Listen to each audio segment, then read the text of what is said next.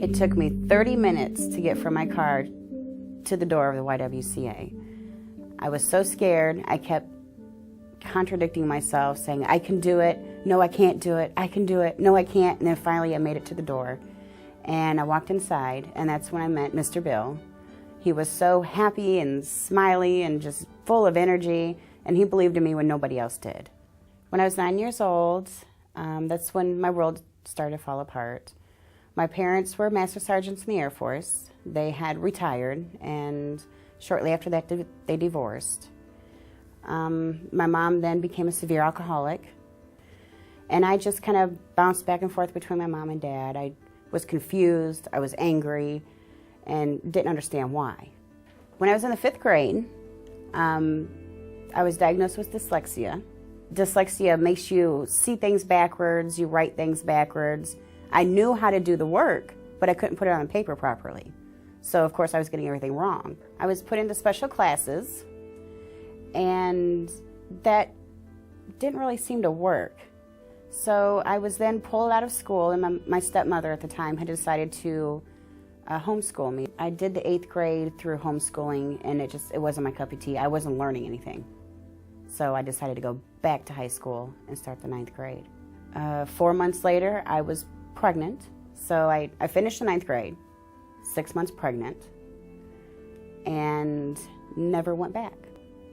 When I was 16, I moved to North Carolina, became emancipated, and I was taking care of my son, single. I worked an odd job here and there, and we didn't really have any place to go. So I lived in a tent for a couple months with my son. And then we went from there to a trailer that had no water, no electricity. And then I was offered a place to live through somebody I had met. Was not a good idea. Once I got there, I had realized that heroin was a drug of choice, and I was sucked into that. And then I had met somebody through my job that I was working at that helped me get away from that nightmare, get my son out of it, and help me detox. And that's when I realized that I needed to have a GED or some kind of a diploma, something to help me move forward to make a better future for me and my son.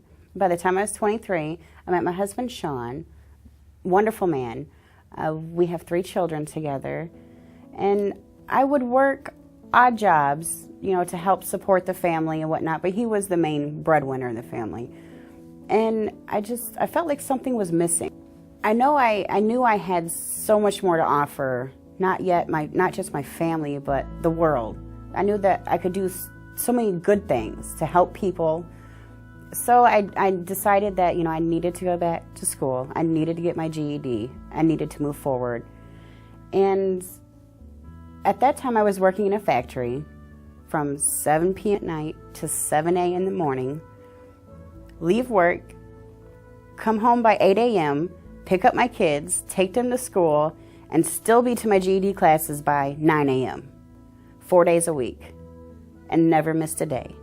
In May of 2010, unfortunately, I had lost my home to the Nashville flood and didn't come to school for 3 days. I didn't know if I was coming or going at that point.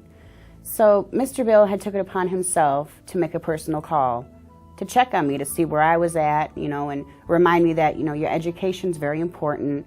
And after I hung up with him on that, I sat back and I thought, he's really dedicated to me and my future, and he's really dedicated to the future of my family. And that was so empowering to me that it was his phone call that kept me on track and made me come back. Today, I'm a full-time college student with Remington College. I'm carrying a 4.0 and have not missed a day of school yet. I graduate in April of 2012, and hopefully will be able to start my new job as a forensics tech. Having my GED has brought me to places in my life that I thought I could never accomplish. Now that I have my GED, I am able to move forward, provide for my family, and feel confident about myself.